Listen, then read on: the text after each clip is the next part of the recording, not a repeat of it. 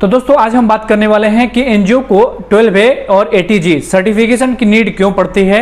अगर एनजीओ को सर्टिफिकेशन मिल जाती है 12A और ATG की तो उसको क्या फायदा होता है, तो आज इस वीडियो में आप लोगों से शेयर करेंगे।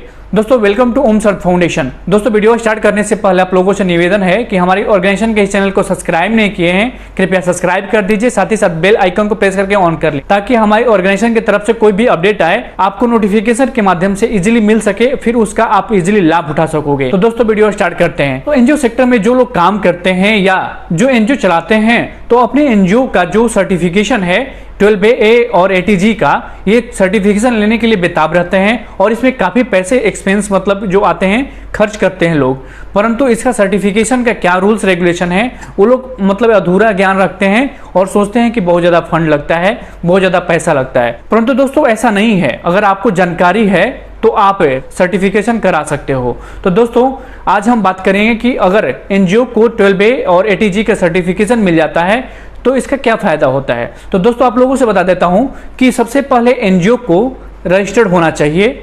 जो मैंने अपने पिछले वीडियो में भी बताया था कि एनजीओ का सारा सर्टिफिकेशन कंप्लीट होना चाहिए। उसके बाद जैसे सर्टिफिकेशन सारी कंप्लीट होती हैं तो न्यू एनजीओ भी मतलब 12A और ATG में अप्लाई कर सकती है, रजिस्ट्रेशन ले सकती है।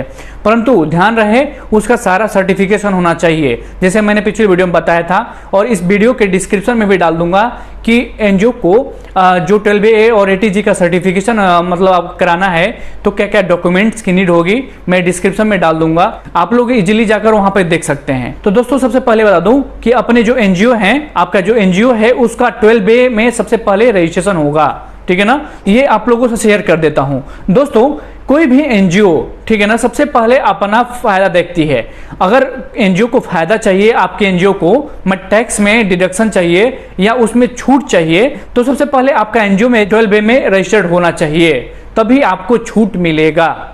तो आपको सबसे पहले समझ में आ गया 12A से क्या फायदा होने वाला है। एनजीओ को सबसे पहले टैक्स में छूट चाहिए तो उसके लिए अप्लाई किया जाता है, उसके लिए सर्टिफिकेशन लिया जाता है। सबसे पहले आप खुद को सेव करते हो। सपोज दैट आपका पेट खाली है और सोचो कि सारा काम कर लूं या दूसरे को खिला दूं, तो ये पॉसिबल ही नहीं है। मतलब अगर आपका पेट खाली होता है तो कुछ देर तक आप सरवाइव कर सकते हो, परंतु लॉन्ग टाइम तक सरवाइव नहीं कर पाते हो। तो दोस्तों ऐसे ही खुद अगर आप अपने एनजीओ का जो सर्टिफिकेशन है कंप्लीट करके अपना टैक्स बचा लोगे, तभी आप दूसरों का टैक्स बचाने में कुछ छूट दिलाने में सहयोग कर पाओगे। तो दोस्तों सबसे पहले आपके एनजीओ का रजिस्ट्रेशन 12A में होना चाहिए।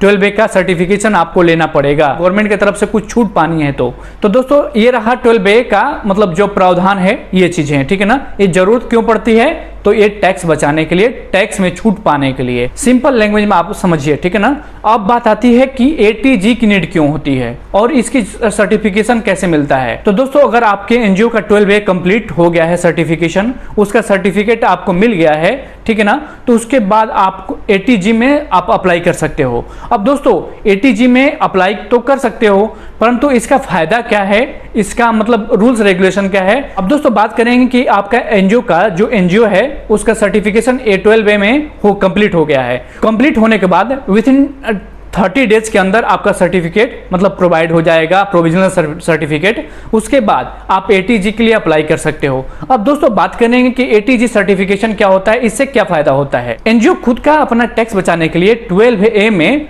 अप्लाई किया था और उसका सर्टिफिकेशन लिया था, तो उससे क्या फायदा हुआ, एनजीओ को फायदा हुआ, ठीक है ना। 12A से एनजीओ को फायदा हुआ। अब हम बात करेंगे कि ATG से किसको फायदा है।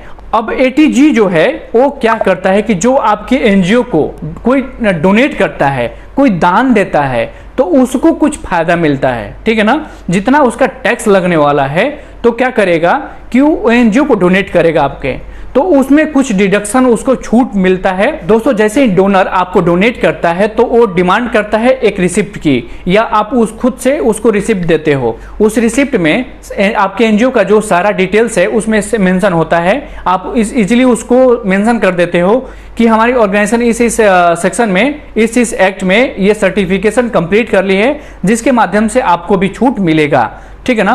तो इसके वजह से डोनर आपको डोनेट करने का मतलब इच्छा रखता है और चाहता है कि डोनर आपको डोनेट करे। तो आपको नीड पड़ती है 12A और 80G का आप लोगों को क्लियर समझ में आ गया होगा। बाय द वे, अगर कोई आपको नहीं समझ में आता है तो कमेंट बॉक्स में कमेंट करके पूछ सकते हैं, या हमारे जो ईमेल आईडी है ऑर्गेनाइजेशन का उस पे ईमेल कर सकते हैं। तो दोस्तों एक बार फिर से आप लोगों से दोहरा देता हूं कि 80G और 12A आपके पास अगर हो, एनजीओ के पास हो, तो क्या फायदा होने वाला है, और जो डोनर हो उनको क्या फायदा होने वाला है। तो दोस्तों आपके एनजीओ को 12A में रजिस्टर्ड है अगर, तो उस पे आपका फायदा होगा टैक्स डिडक्शन में, ठीक है ना। आप कोई भी मतलब छूट ले सकते हो गवर्नमेंट की तरफ से, तो आपको नीड जो पड़ेगी 12A की, ठीक है ना। आप छूट लेना चाहते हो 12A की सर्टिफिकेशन की नीड होगी, ठीक है ना। दूसरा 80G का सर्टिफिकेशन जो है उन लोगों को छूट दिलाने में काम करता है, ठीक है ना। आप कोई भी डोनर है, डोनेट करता है आपके एनजीओ को, तो उसको टैक्स में छूट मिलता है, गवर्नमेंट की तरफ से कुछ रिलीफ मिलती है। तो दोस्तों आशा करता हूं कि आज के हमारे इस वीडियो में 12A और 80G का जो फायदा है, आप लोग को क्या फायदा होने वाला है, एनजीओ का क्या फायदा होने वाला है, ये आप लोग को समझ में आ गया होगा। तो दोस्तों अंत में आप लोगों से एक बार फिर से निवेदन करता हूं कि हमारे ऑर्गेनाइजेशन के चैनल को अब तक सब्सक्राइब नहीं किए हैं, कृपया सब्सक्राइब करके जाइए और साथ ही साथ बेल आइकन को प्रेस करते हुए जाइएगा। तो दोस्तों इस वीडियो के लिए बस इतना ही, तब तक के लिए जय हिंद, जय भारत।